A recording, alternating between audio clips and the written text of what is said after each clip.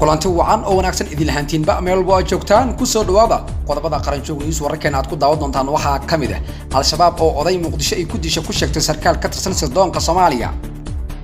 madaxweynaha cusub ee dowladda federaalka Soomaaliya ay u sameysay maamulka galmudug Axmed Cabdi Kaari Qoor Qoor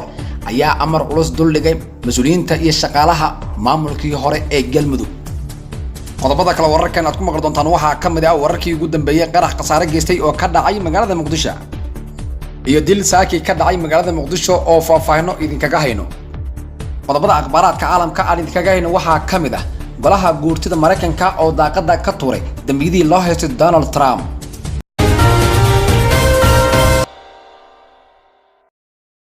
kala daawada isku soo laabasho haboon hadii uu yahay markii kugu horeysay channelkeena soo booqato waxaan ka codsanayaa inaad subscribe saarto gmailkana furto si uu ku soo gaaro wararkii u dambeeyay Soomaaliya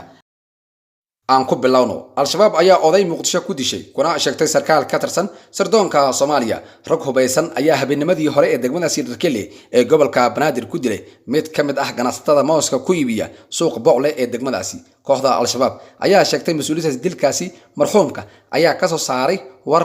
loola yaabo kooxda al-shabaab ayaa inta badan dilalka ka fulisay magaalada Muqdisho ayaa sheegtay in marxuumkaasi lagu magacaabi jiray Hilowla Aboor oo kamid ahaa saraakiisha nabadgelyada dowladda federaalka Soomaaliya waxaana ay sheegeen in marxuumkani Hilowla uu kamid ahaa saraakiisha hay'adda nabadgelyada iyo sirdoonka qaranka iyadoona ay sidoo kale sheegtay in marxuumkaasi uu kamid ahaa saraakiisha qaybta dhinaca dharcadka ee sirdoonka Soomaaliya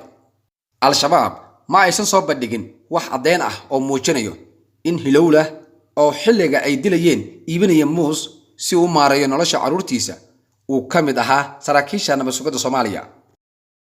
markaana galmudug madaxweynaha cusub ee dowladda Soomaaliya ay u sameysay maamulka galmudug Axmed Cabdi Kaari Qoor Qoor ayaa amar culus dul dhigay mas'uuliyiinta iyo shaqaalaha maamulkii hore ee galmudug Axmed Qoor Qoor ayaa wasiiradii hore iyo shaqaalaha galmudug ku amray inay si degdeg ah u tagaan magaalada Dhuusamareeb waxaana uu sheegay in xubnahaani ay amarka u dul dhigay looga baahan yahay inay yimaadaan Dhuusamareeb si loo sii wado howlaha maamulkaasi galmudug Qoor Qoor ayaa sidoo kale tilmaamay inay xubnahaani ay yihiin kuwa shaqada iyo howlaha muhiimka ah ee galmudug ay sii wadi doonaan inta laga soo magacaabayo golaha wasiirada cusub ee galmudug ay yeelan doonto amarkani ka soo baxay Qoor Qoor ayaa u muuqda mid uu haatan ku soo dhaweysanayo xubnahaani maamulkaasi ee madaxweyne xaaf ayaa la ogeyn sida uu haatan u dhaqan gali doono iyo hadii uu aqbali doono qorshahaasi Qoor Qoor markaana magaalada Muqdisho wararka ka imaanaya magaalada Muqdisho ayaa waxa ay sheegayaan in uu qarax ka dhacay degmada Hodan qaraxan oo jugtiisa laga maqlay xaafado badan oo ka tirsan magaalada Muqdisho ayaa waxa uu ka dhacay meel ku dhow carwadii hore ee Taleex iyadoona ay haatan soo baxayaan warar kala duwan qaraxani ayaa la eegtay gaari uu leeyahay xildhibaan ka tirsan baarlamaanka Soomaaliya waxaana wararka kale ay sheegayaan in uu miinada dhulkaasi la geliyay halka warar kale ay sheegayaan inuu ahaa qarax gaarigaasi lagu xiray darawalkii gaarigaasi waday ayaa la sheegay in uu ku dhaawacmay qaraxa halka sidoo kale qaraxa uu dhaawac ka soo gaaray dad kale oo shacab ah oo wadada maraya ciidamada ammaanka dowladda Soomaaliya ayaa goobtaasi qaraxa gaaray wax yar kadib ayaa hakad geliyay isku socodka gaadiidka iyo shacabka muddo ku dhow saacad iyagoo sidoo kale baaritaano ka sameeyay aaga uu qarax ka dhacay inkastoo aysan cidna u soo qaban qaraxaasi lama ogo xildhibaanka ka tirsan baarlamaanka ee lahaa gaarigaasi la qarxiyay al-shabaab ayaa inta badan qaraxyo iyo weeraro isku jira dilal ay la beegsadaan shaqaalaha dowladda Soomaaliya sidoo kale ammaanka Muqdisho ayaa muddooyinkani u muuqday mid soo hagaagaya ayaa mar kale u muuqda mid sii xumaanayo iyadoona ay bilaabeen dilalka qaarajinta iyo qaraxyada kooxda al-shabaab ay ka geysanayaan magaalada Muqdisho markaana isla magaalada Muqdisho kooxo hubaysan oo hoybtooda la garan ayaa saaki xaafada Al-Shire ee degmada Holowdaag waxa ay ku dileen nin dhalinyaro ah oo la sheegay in uu ka shaqaysanayay mooto bajaaj sida aan wararkan ku helno kooxahan hubaysan ayaa doonayay in ninka dhalinyarada ahaa ay ka dhacaan ama ay ka qaataan mooto bajaajka uu watay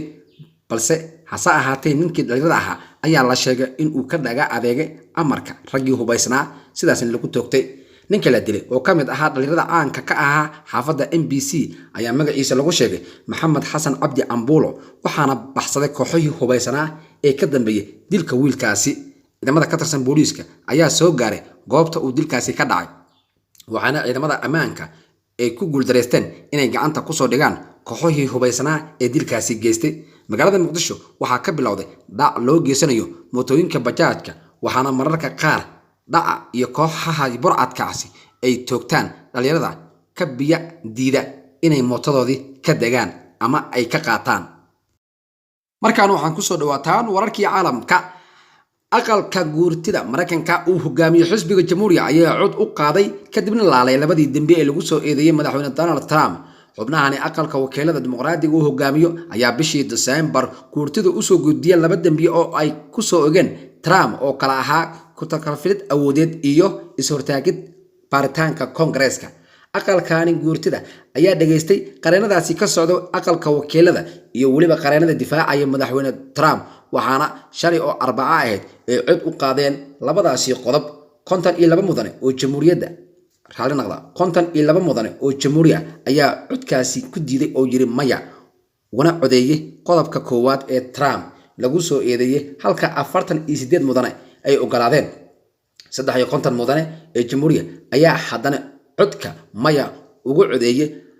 qodobka labaad ee Trump lagu soo eedeeyay, halka 47 kalena ay ogolaadeen. Mitt Romney ayaa haataba noqday mudanaha kaliya ee jamhuuriga ka tirsan ee la saftay mudanayaasha dimuqraadiga kadib markii uu ugu codeeyay qodobka koowaad ee haatanba dhigaya in madaxweynaha uu ku takrifalay awoodda, iyadoona go'aankaasi aqalkaasi guurtida ay soo afjareen dacwadihii ka dhanka ahaa madaxweynaha dalkaasi Mareykanka Donald Trump. waxaan inta noogu idlaaday wararkii u dambeeyay Soomaaliya iyo caalamka ee aad ka daawaneyseen channelka Qaran Joog News. fadlan haddii uu yahay markii kugu horeysay channelkayga soo booqato, waxaan kaa codsanayaa inaad subscribe saarto gamla kana furto si aad u hesho wararkii u dambeeyay iyo xogta qarsoon iyo caalamka. mahadsanid daawada.